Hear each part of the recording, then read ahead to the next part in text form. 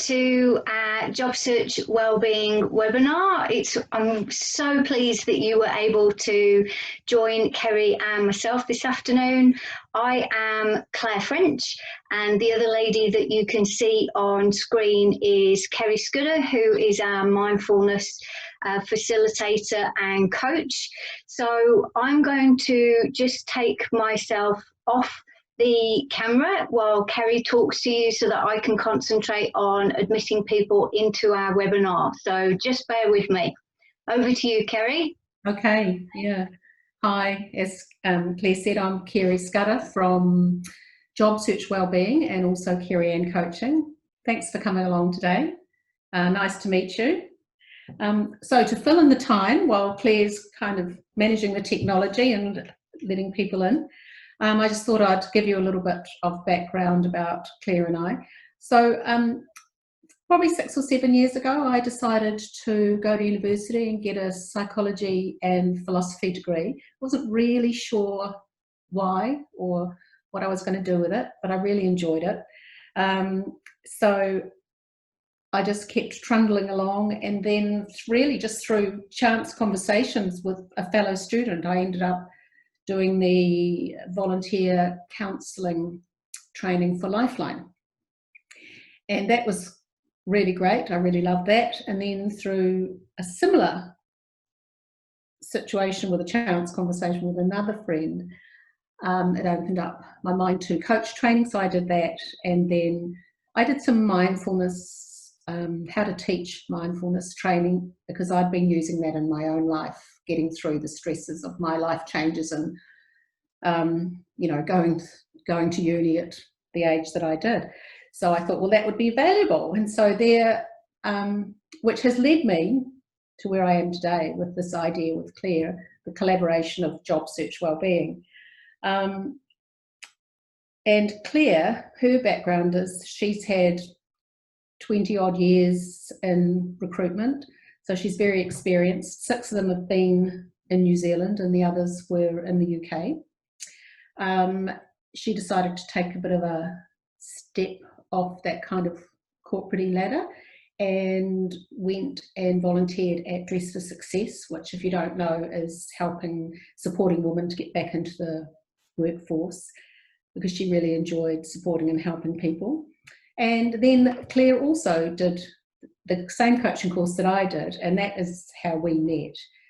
And we got to know each other and realised we had a lot in common. We both had sort of taken on these volunteer jobs because we loved supporting people, and we really wanted to incorporate that in our whole lives, including our work lives, going along with this coaching journey we've been on. So that's how we ended up kind of coming up with this idea, which we're really excited about, and that's what the webinar is about today, this Job Search Wellbeing.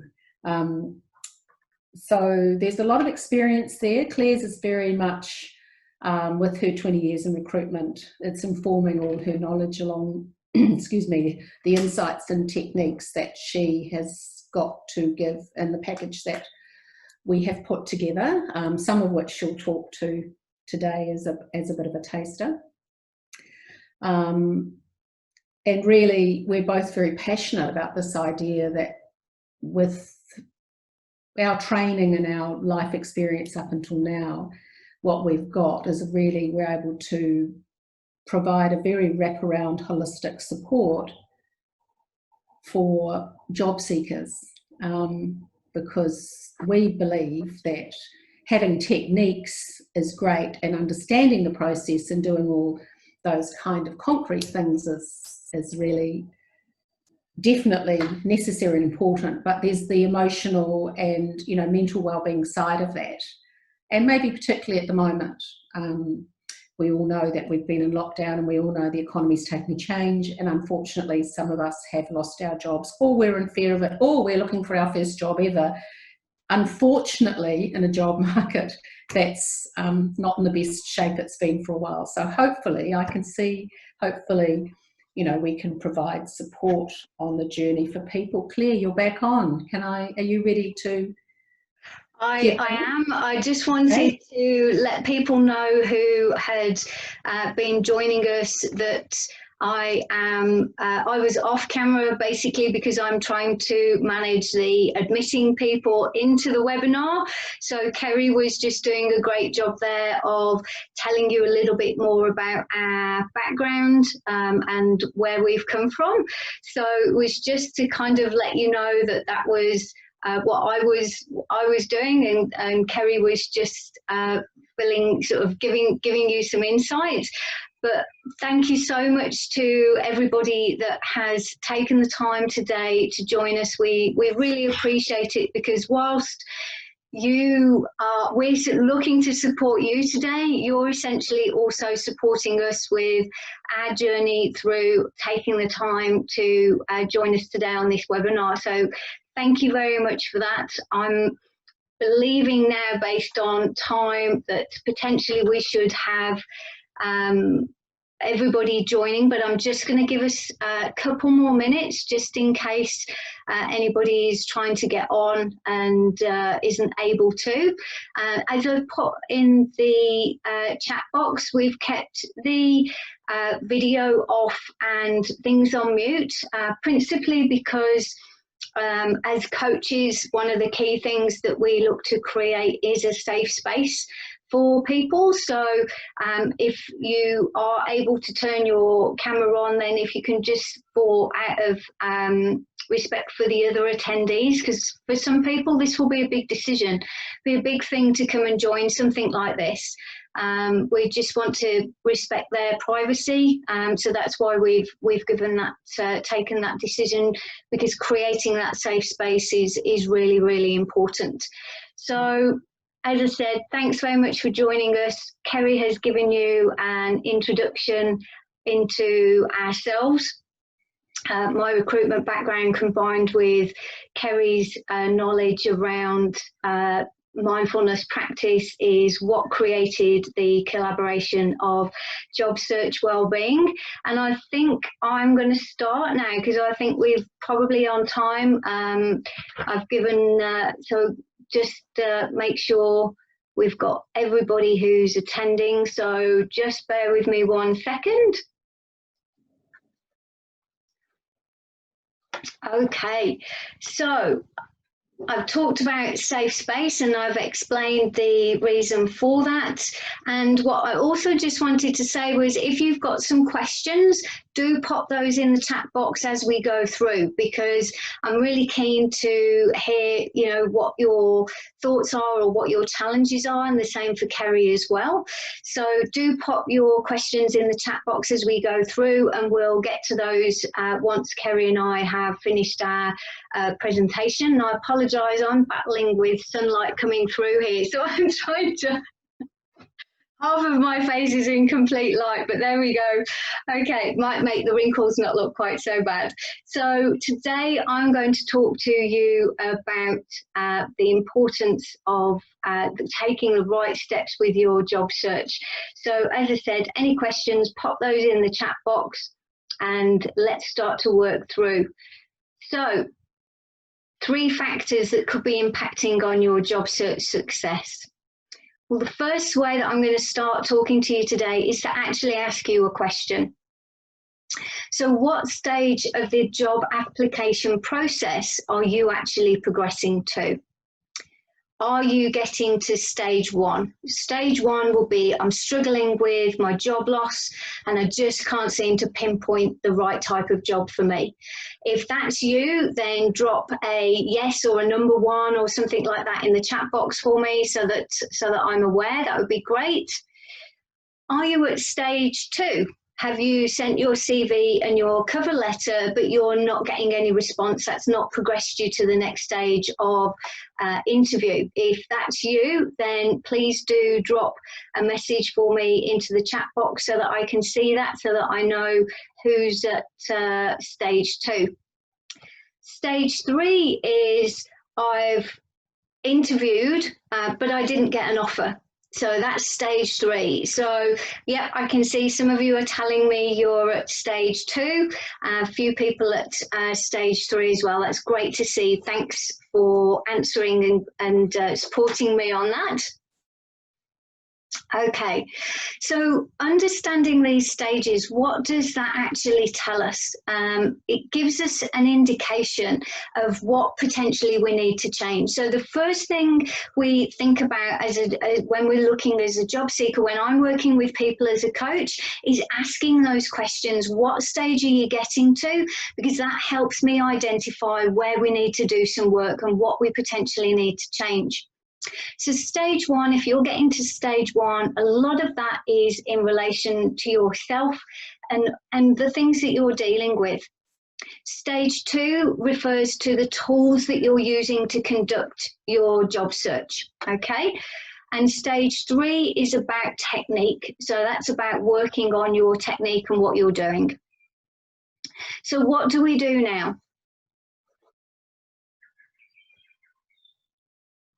We identify what needs to change. And as Albert Einstein said, the definition of insanity is doing the same thing over and over again, but expecting a different result. And the one thing that I've found when I'm talking to clients, job seekers, the one thing that they will tend to say to me is, I've been doing this, I've done it a number of times and I'm just not getting any success. I've made 10, 20, 30 applications, but I'm not getting any results. What's going on? Well, this is why it's really important to understand what are we doing so that we can start to address things and start to make improvements. So if you're at stage 1 and you're struggling to adjust and deal with your job loss, are you finding it hard to pinpoint the particular job type? Or does your job hunt feel like a tug of war? So there are clients that I've spoken to that will just say to me, I just don't know what I'm looking for. I've been made redundant, or I've been given this opportunity to change direction, but I'm just not able to pinpoint what I want to do. Or they're actually finding the situation of redundancy overwhelming, and they're finding it really hard to deal with that job loss. Or perhaps they feel that they've done lots of applications and then they've gone, I just can't do this anymore, and they back off, and they feel like this tug of war all the time between applications and not applying. And it just keeps pulling them in different directions. If any of those are resonating with you, then drop a yes in the chat box for me so that I can see that I'm starting to connect and hopefully help you with some of those things. So if you're struggling to adjust, these are signs that you're potentially experiencing what we can term as job loss grief. And job loss grief can be as a result of job loss. It could be a grief that you're experiencing due to changes at home, things to do with your life, things to do with your health, or potentially things to do with your family. It's about there being an adjustment, there being change, that's something perhaps you weren't expecting. And the way that we would know that is this something that I'm particularly experiencing myself is you might feel that you want to isolate yourself, you want to remove yourself away from things. You might be in denial and you've got those blinkers on and you're going, this isn't happening, it's all fine, and you're kind of trying to pretend that everything's okay. You may be feeling angry and upset and frustrated and have lots of why questions. Why is this happening? Why have I lost my job? Why has this happened? And that's understandable too. You may be feeling in a fix it mode. You've gone into that, I'm going to make lots of applications because that's how I'm going to fix my situation. I know that I need a job, and in order for me to do that, then what I need to do is fix it. And through that, you make lots and lots of applications. And if that's something that you've been doing, then you may feel, that is a sign of you working through those emotions and those feelings of job loss grief. You may be feeling overwhelmed. I mentioned this before, and this is something to be really mindful of. If you're struggling with what's happened and you're feeling overwhelmed by it, then do reach out for help, because if you're starting to encounter or experience feelings that potentially could lead you into depression, then I really encourage people to seek help. What I will say with each of these stages, and we've got a 5th one to come, each of these 4 stages, you may move between them. You might find that one time you're feeling isolated, the next thing you're feeling cross, then you're making lots of applications. And it is a natural part of the grieving process to work through these different emotions. You may go backwards and forwards. And job loss grief is just like any other type of grief. It's also like if you've hurt yourself, you've been poorly, you need time to get over it. You need time to heal. So the 5th stage of job loss grief is when you've worked through those emotions and you've got to the stage where you go, okay, I understand what's happened. I understand these things have gone on. And what I'm now going to focus on is what the forward future is going to look like. Because whilst some of the things that have happened you may not have been able to control, this is something, the way that you move forward is something that you can control. And you accept that it's time to move forward. And once you're in that position, that's when the doors of opportunity to your future will start to open. So if any of those are resonating with you, then hopefully that starts to give you some ideas as to why am I feeling like this? I didn't understand why, and hopefully that started to give you some explanations. So what are the things that we can do to help us if we are going through these feelings? Well, we need to allow ourselves time to process and to heal.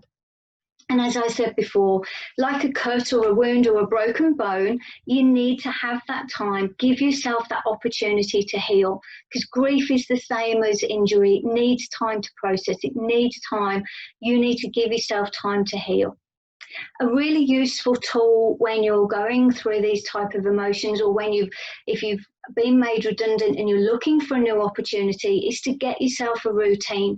The one thing work is really good at is giving us routine, and often when that's taken away, we don't realise how much we were reliant on work to tell us what we needed to do. We got up in the morning at a certain time, we got dressed, we had our coffee at a certain time, we drove to work, we parked in the same place. All of those things create routine.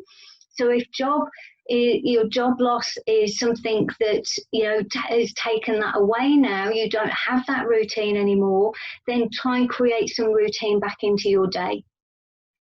And give yourself time frame to process how you're feeling.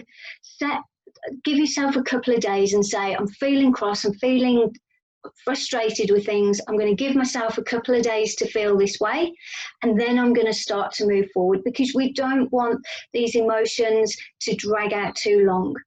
And create yourself a plan so that you've got something positive to look forward to. Set yourself a few goals, and that will help you to know what's going to happen next and give you something to focus on.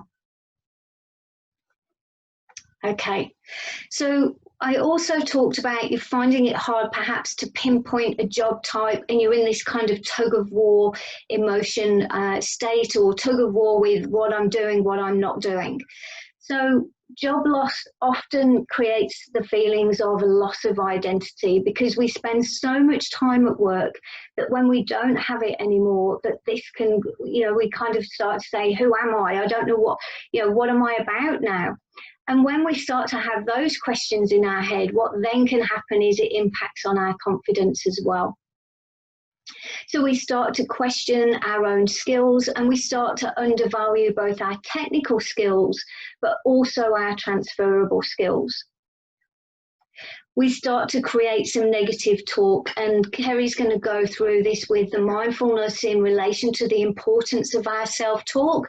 But negative self-talk is something that can really hold us back. It can stop us from applying for job opportunities. It can make us wonder, why is somebody interviewing me? You're going into this interview, you've been invited for the interview, but you may in your own head going, well, why have they invited me? I'm not sure I've actually got anything to offer them. And that negative self-talk starts to create this tug of war with yourself and what you're trying to achieve.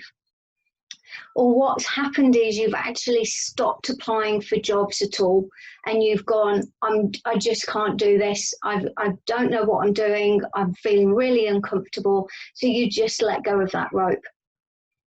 As a coach, helping people pinpoint jobs and industries, job types that are really useful to them is something that I've found clients have found really important.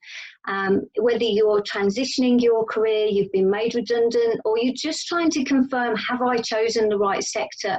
Having that opportunity to talk through things is really helpful. So as a coach, you know, for me, this is probably one of the key tools that I can support people with. So finding your focus. Give yourself the opportunity to talk it through and find out what you really want to do, because that is what will help you achieve your goals and start to really narrow in respect of industry types and job types.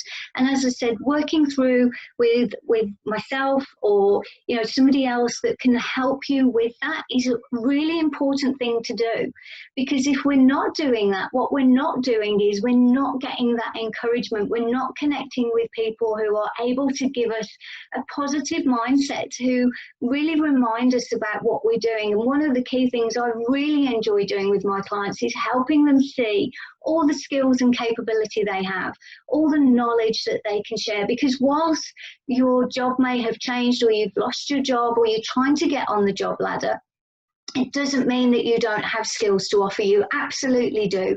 And part of my role is to help you identify that and support you through it. And another important thing is, remember to be kind to yourself. The job market is tough at the moment, so be kind to yourself as well. Reach out to people that give you a positive mindset, but also be kind to yourself. And with that tug of war in respect of, I've let go of that rope, if we don't take any action, then we know we're not going to get any results. So we need to find our mojo, we need to find our focus, and then work through things so that we can start to take action, and then results are more likely to come.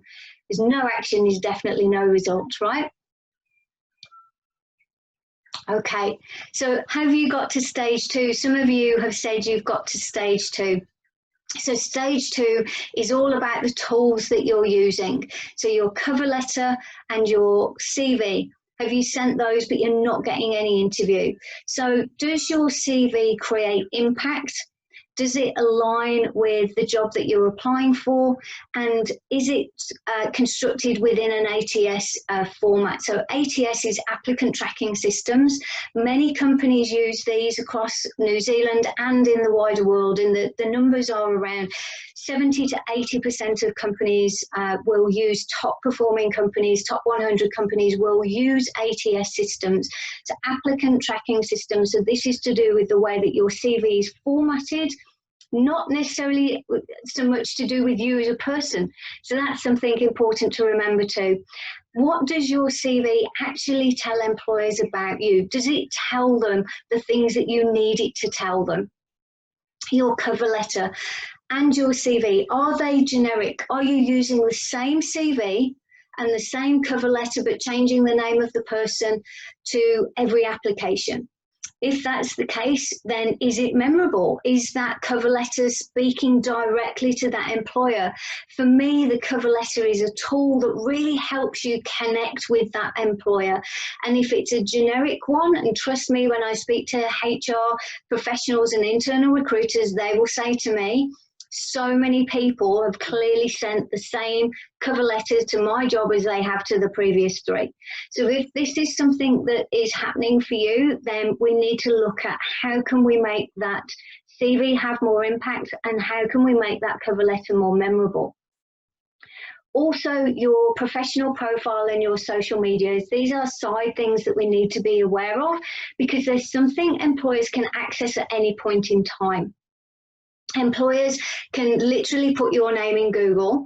Mine brings up all sorts of different people. Most of them are doctors and lecturers and all sorts of different things.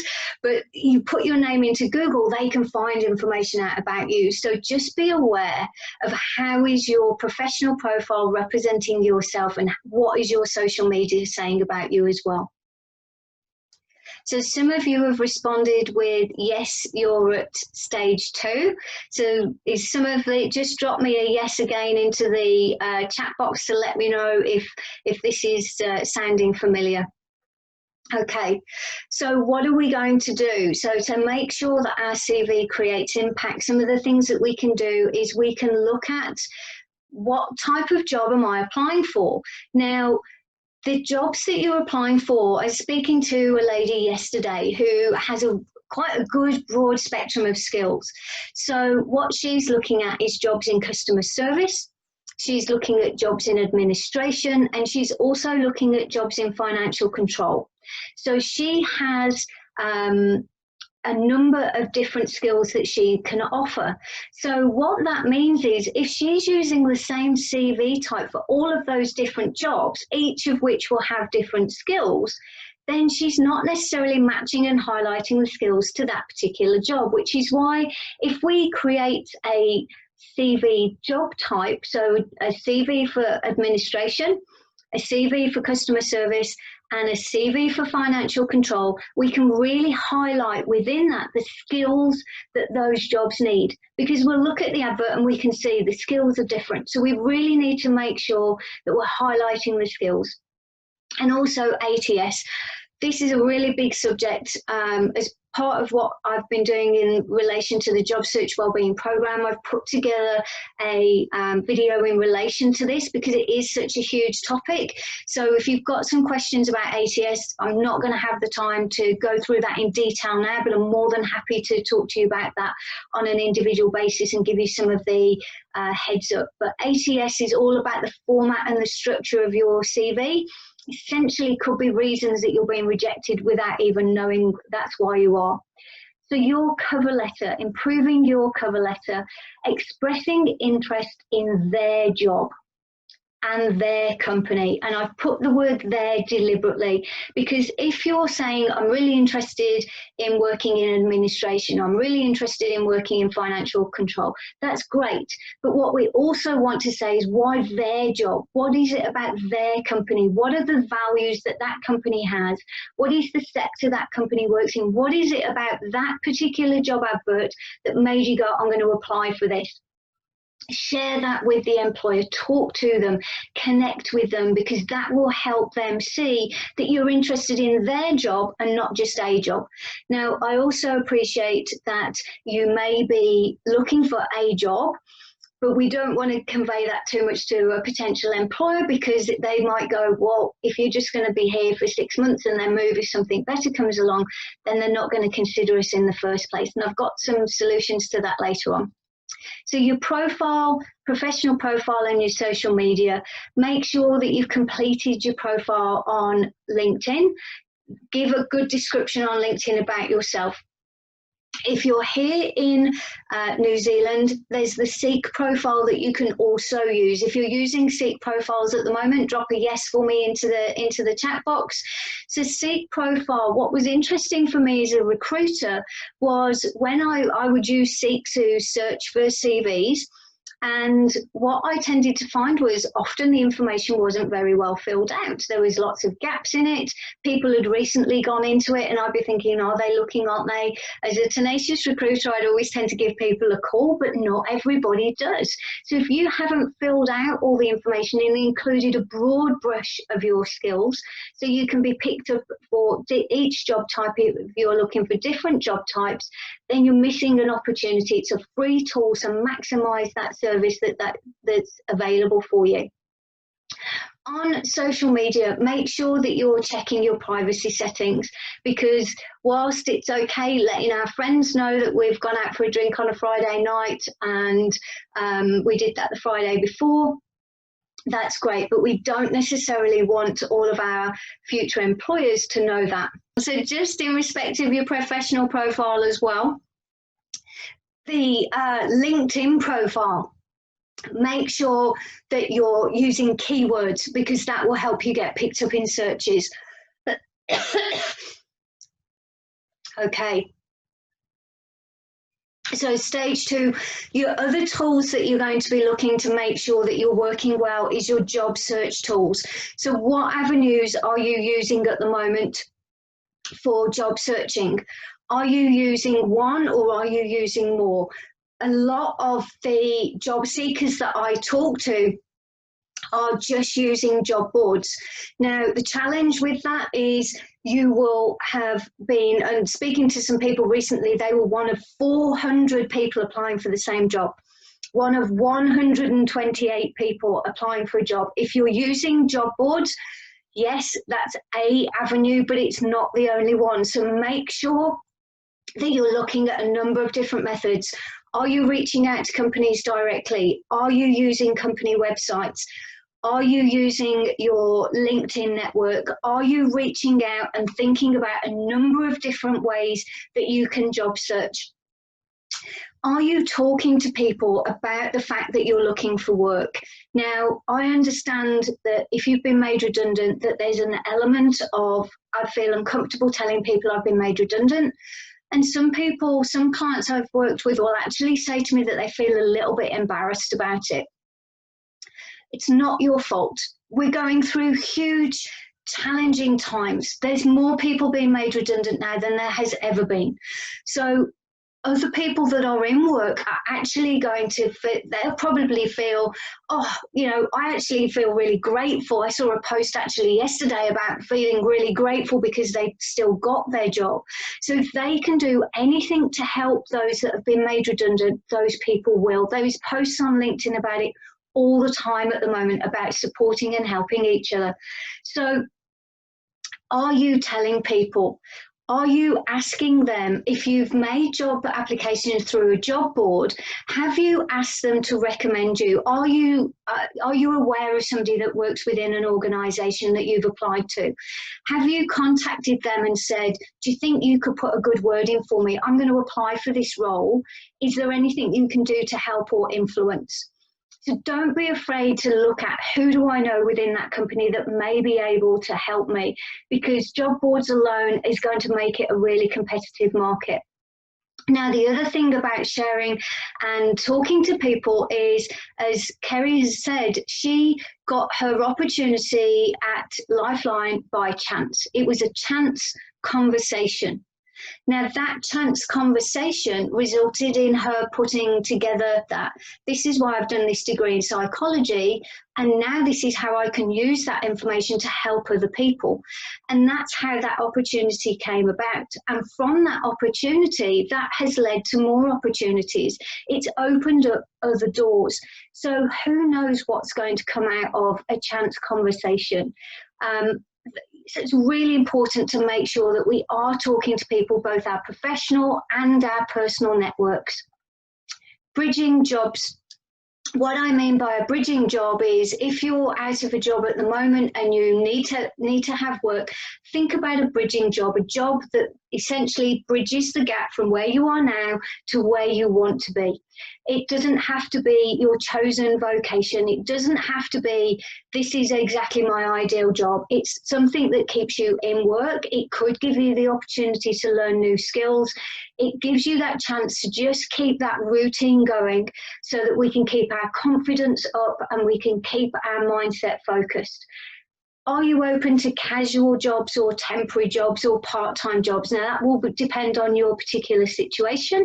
So just keep that in mind. We don't necessarily, with every job, have to look at our ideal opportunity. We can look at bridging jobs. And yes, employers will expect that at the moment. If they can see that you've done a job in a year's time for a year, and you've decided to move on, and you say, you know, that wasn't my ideal job, but I needed to work, they understand that we're in unprecedented times, coin a phrase, but we are, so they will have understanding about that. And it's really important to remember as well that job hunting today is really different. If you haven't had to look for a job opportunity for the last 3, 6, 10 years, and the last time the market would have been very different. It's now a marathon. This is a resilience game. This is a resilient sport in respect of finding a job. It's not a sprint. So this is why the mindfulness that Kerry's going to talk to you about is so important, because it helps you see that keeping that mindset strong will be the key to you getting that success, but also keeping that in context so you can be kind to yourself and say, do you know what, this is going to take a little bit of time. I'm doing all the things that I can to make sure I'm being as successful as possible, but it will happen, but it's just going to take a little bit longer than it normally would. Just like when I change slides, it takes a little bit longer than I would like it to. Okay, so stage 3 is about your technique. So interview has been offered, you've gone into the interview, but you've not actually received a job offer. So have you prepared for that interview before you've gone? Are you providing the answers that represent the best version of yourself? And are you showing up? So these for me are some really key factors that are impacting how we get on in our interview. So the key thing that I just want to say here as well is, when I'm talking about being kind to yourself, is if you've got to job interview stage and you're starting, that negative self-talk is happening and you're going, I don't know why they're interviewing me. As somebody who has spent 20 years of my life interviewing people, what I will say is I only interviewed people I thought were suitable for the job. And that will apply for every employer. So if the last thing you think before you walk through that door of the interview is, they're interviewing me because they think I can do this job, and hopefully that in itself will be a really powerful and useful tool for you. So the techniques that we want to think about is, have we researched the company? Have we taken the time to go through who the company are and who's the person interviewing us? Have we also prepared some questions before we go? We think about the questions they're going to ask us, but have we actually taken the time to prepare some questions we're going to ask? Do we know our own CV? This is probably one of the biggest things for me, because we can prepare lots of questions or we can think about questions, but if we don't know our own CV, we don't know our own experience and are able to provide effective examples, then we're going to struggle to answer the questions. We may be prepared for what the questions are, but how much time do we actually spend thinking about the answers? Have we got examples of our experience that we can draw on to explain when we were good at this, or how we did this, or how we dealt with this challenging situation? So really know your own CV inside out, upside down. Know your own career progression, know what you're about, know what skills you have to offer, and then practice. Practice talking about it, whether it's walking around the house, sat in front of a mirror. Practice hearing yourself talking about your own experience so that you can become really comfortable with it, because that's often where the nerves kick in, is because we don't like talking about ourselves. And before the interview, give yourself time to be present. Give yourself the opportunity to go in with that really positive mindset, so that in that interview, you've really found your focus, because that is what will help you calmly and effectively deliver those examples to demonstrate your experience, to really make sure that you present the best version of yourself. So that's it from me. I've gone on a little bit longer than I should, but thank you very much for listening. I'm going to go off the camera now and hand you over to Kerry. Thanks for everyone who has dropped those messages into that chat box. That's really good, and it's really encouraging actually to have that interaction with you. So thank you very much for that. If you've got any questions that you want to ask, start to pop those in the chat box, and then once Kerry's finished her presentation, we'll get to those as well. Okay, Claire, I'll just share my screen, if you can stop yours. Thank you. Lovely. Yeah, so I'm obviously going to talk about the importance of mindfulness today, which Claire and I think is extremely valuable. in the job search marathon, as well as in life, actually.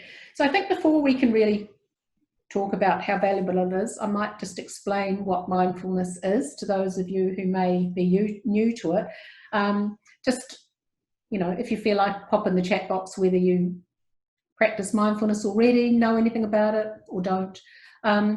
It's a very sort of esoterical thing that's quite hard to put into words, but John Kabat-Zinn is a medical doctor who's lives his life totally in this mindfulness way of being, and he says mindfulness means paying attention in a particular way, on purpose, in the present moment, non-judgmentally. So it's all about being in the present moment, and as you can see by the little stick figure there, cartoon, it's very common for us for our bodies to be in the present moment, because that's all they can be, but our minds are often ruminating, worrying about things that have happened in the past, or projecting and making up stories about what can happen in the future, and this can be quite distracting and also quite anxiety forming.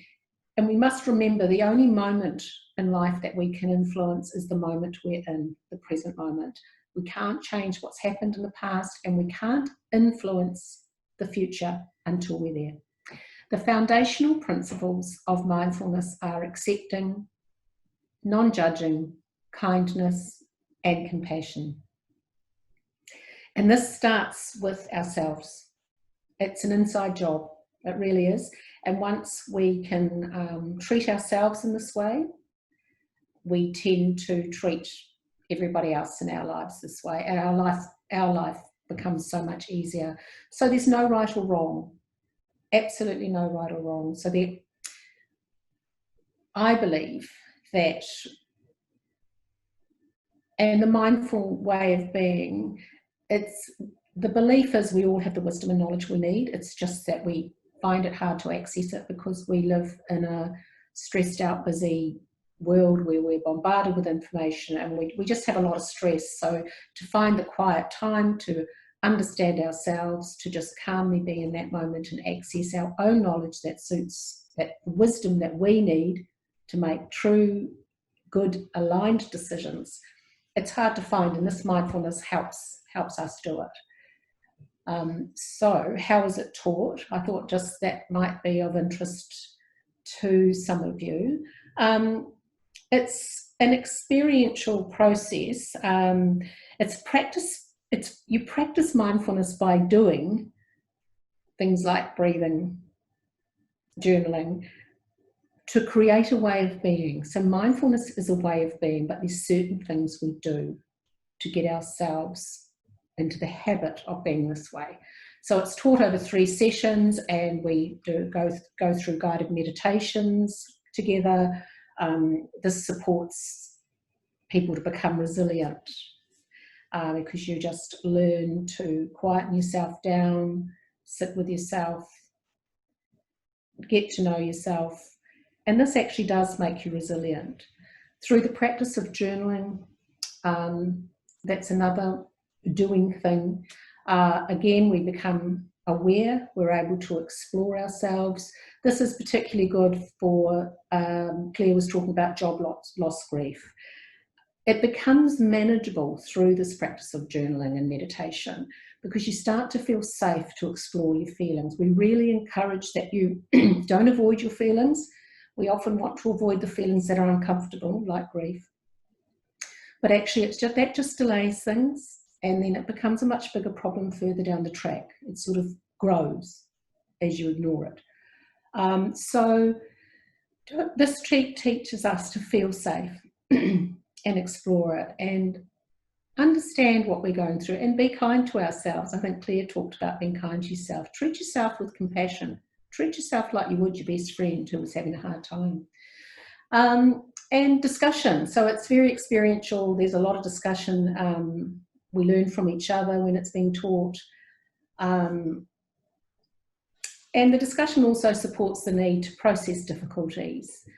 you know, that we are in an uncertain time at the moment. There are a lot of difficulties that we're either encountering or we're, you know, we might encounter. Yeah, so that is how it's taught. So what are the benefits or the value of mindfulness when we're on this job search marathon in particular? It improves your mental and physical well-being. Now, this is backed by research. This is not some new age woo-woo concept. It's actually a very old concept, and there is more and more research. And it's used a lot now in really big companies like Google, etc., that their staff are strongly encouraged to learn how to be mindful and to practice mindfulness. It creates awareness, particularly around how we talk to ourselves. Again, referring back to Claire, you know, she's talked about that negative self-talk. It's incredibly damaging. It can cripple us. So if we observe ourselves through this practice of mindfulness, we become aware of how we talk to ourselves because we're listening to ourselves, you know, our thoughts. What are our thoughts saying? And we can redirect them. And we can stop our thoughts and of this negative self-talk hijacking us. So instead of going, oh, I'm not going to apply for that job, I didn't get it last time, I'm obviously not good enough, whatever, hopefully you're not saying that to yourself, but you can go, oh, goodness me, look at me, I'm talking to myself like that again. So that's okay, but I'm going to let that go, and instead I'm actually going to say to myself, I am enough. I have got what I need. And this works. You know, if you're new to mindfulness, you might be thinking, oh, but actually it really works. So we also get real, you know, and again, showing up real in your interviews. People don't, like the interviewers and the people that you're engaging with, it's not a conscious thing for them, but they always know when someone's real and authentic. You know, we all know that. You can just tell. So this, we get real. We create the space within ourselves because we've learned to slow down, be in the present moment, block out all that noise, get the self-awareness through breathing and meditation, and we've created a space where we can respond instead of to react what's going on, but we can respond, more importantly, in alignment with our true values. And because we really have that understanding, because we've spent that time with ourselves, it just comes across, and people instinctively know that this person is truly authentic. Something else that's really valuable about the practice of mindfulness is that reduces anxiety. I talked earlier in the slide of, you know, we tend to project into the future. We make up lots of different scenarios, all the what-ifs in life, and it can create tremendous anxiety. Mindfulness helps us to catch ourselves when we're doing that, so that we respond to our thoughts by redirecting them and going, well, actually, those things might not happen. I'm staying in the present moment because I've learned that that's really what serves me well, and I'm going to influence what I can now. So hugely beneficial in this time of uncertainty that we're all living in. And yeah, helps create, anxiety really hijacks resilience, doesn't it? So it really helps us stay resilient when we're on this job search marathon. We're just totally together. So the other thing is you can use the pause. This is an acronym for pause. You can use this in an interview situation. It's perfect for that. How many of you feel nervous when you're going into interviews? Pop it in the chat if you feel like it, whether you do or you don't. Some people don't, but a lot of people do. So the pause is perfect. No one needs to know what's going on. You pause. The A is to accept. You can be sitting in the reception area waiting for your turn to go in. You accept totally the experience you're having. You don't judge it good or bad. The U is for you. You check in with yourself. Are you breathing nice and calmly? Do you need to breathe a bit deeper because it's too shallow? Are your shoulders tight? Just relax parts of your body. Observe your environment. Just check out everything about you. The S is to sigh and smile. You don't have to smile like a lunatic because the receptionist may think that you are a lunatic, but just the slightest upturn of your lips, even though you're telling yourself to do it, will release endorphins. And the E is for you're ready at that point to engage with clarity. So you're ready to go in this authentic, calm self.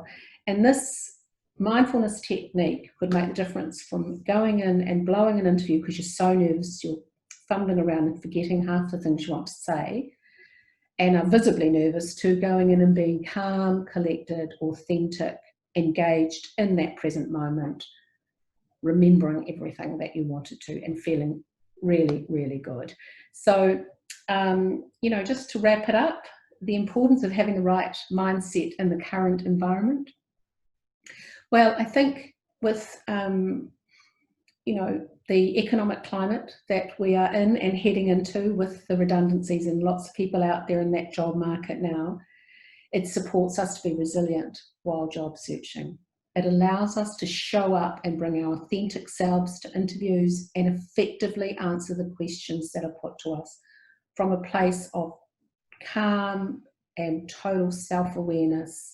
You totally know what you've got to give. And I think the most exciting thing for me personally that,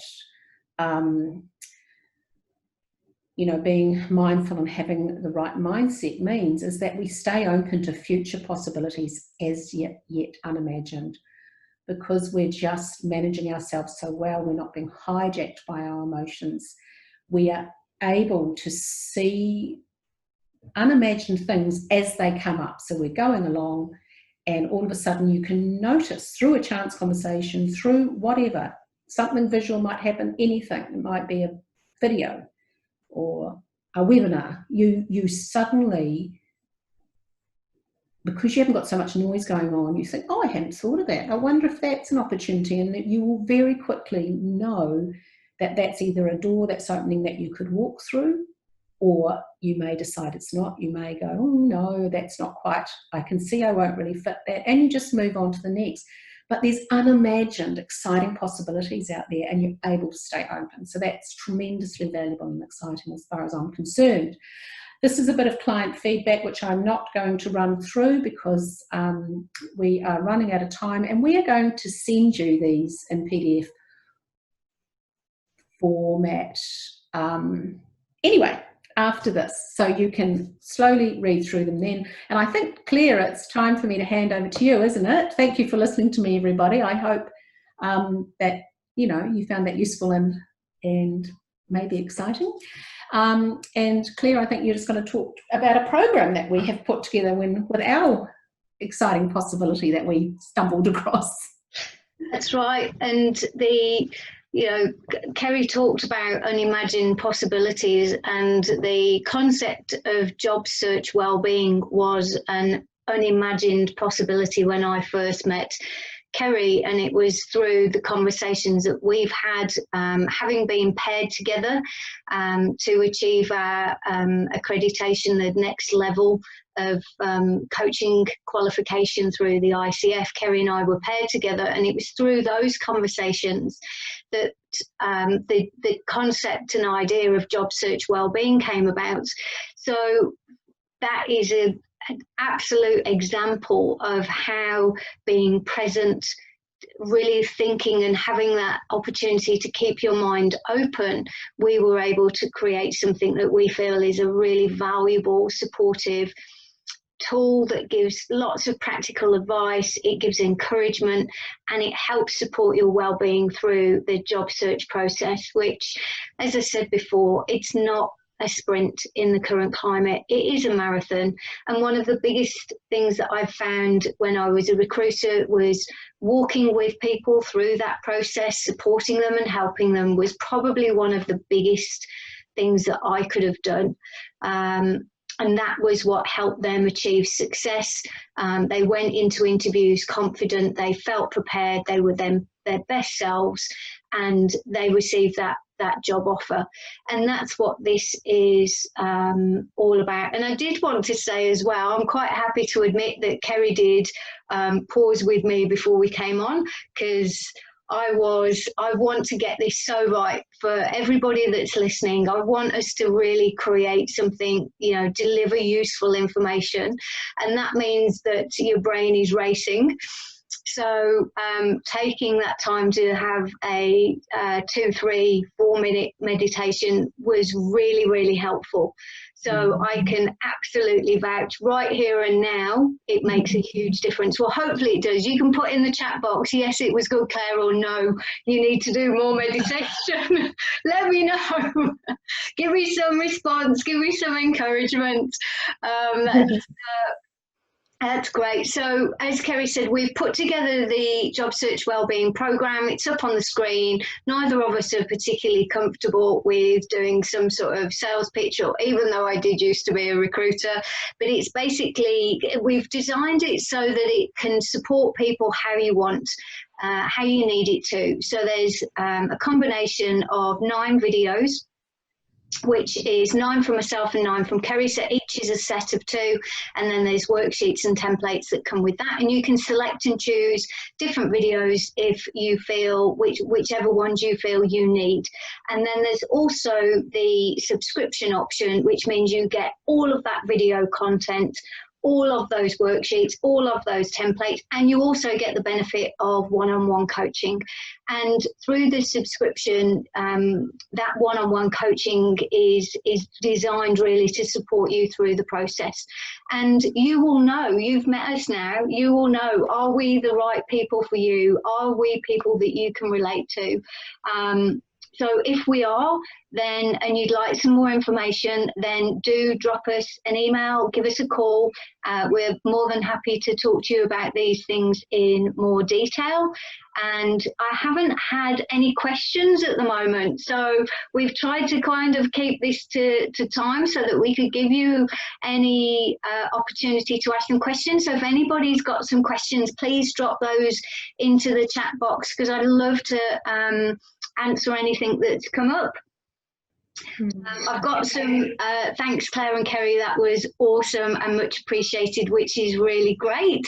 And I did get a yes, you could tell that there was some difference on the that I'd done some mindfulness and meditation before I came on, so that's encouraging too.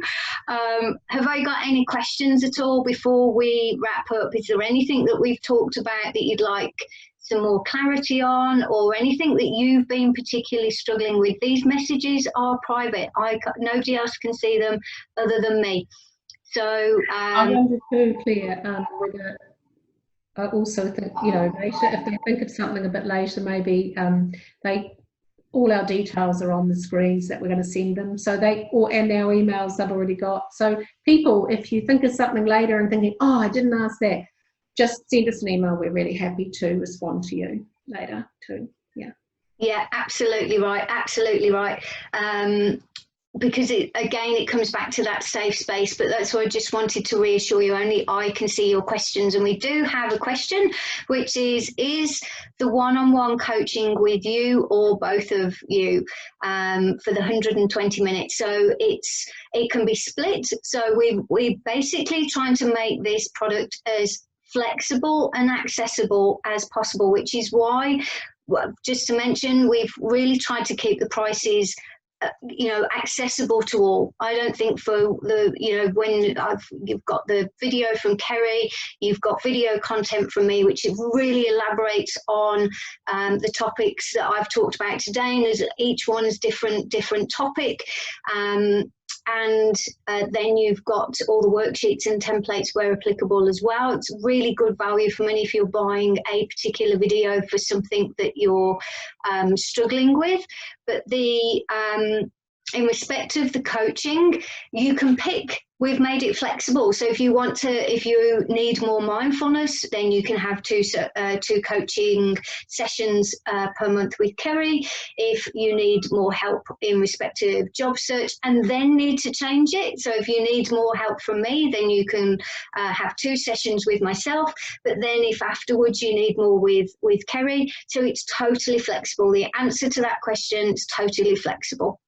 Have I got any other questions at all before we wrap up? Because I appreciate that some of you may be on lunch break. We've got a few minutes left. So if anybody's got, I have got a question. Okay, so due to COVID-19 situation, have you received any input from your network when they expect to be getting back on track with applications and even hiring internationals?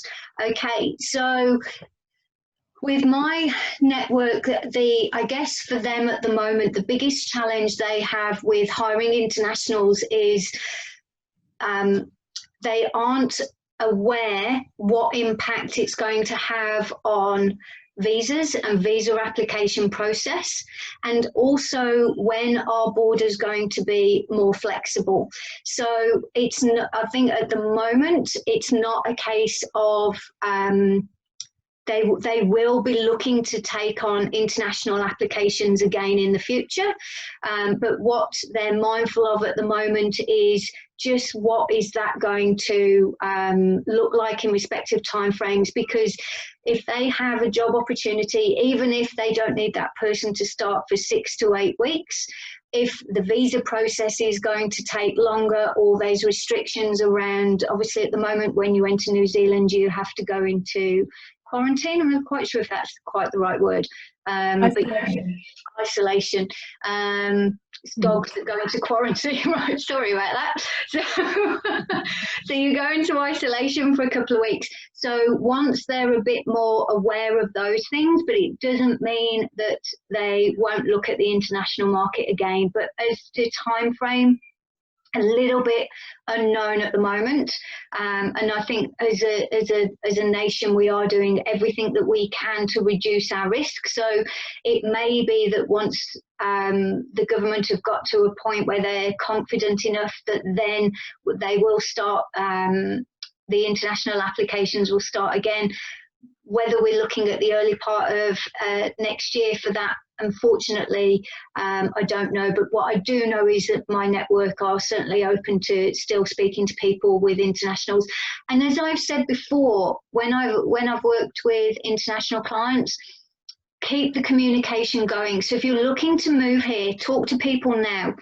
If you're looking to transition your career, so if you're going to take a bridging job, because you need to, understandably, we've all got bills to pay, then look at communicating with people in the job sectors that you really want. So if you're an international or you're trying to transition your career, start building that rapport, reach out to your network, connect with people, talk to them, gain relationships, develop relationships, because those relationships are what will open the door for the opportunities. Exactly as Kerry said, I don't think I said in my presentation, but that's how I got a coaching contract recently, because somebody that I know said, oh, I'm doing this, actually they need career coaches, you'd be really good at that, why don't I recommend you for it?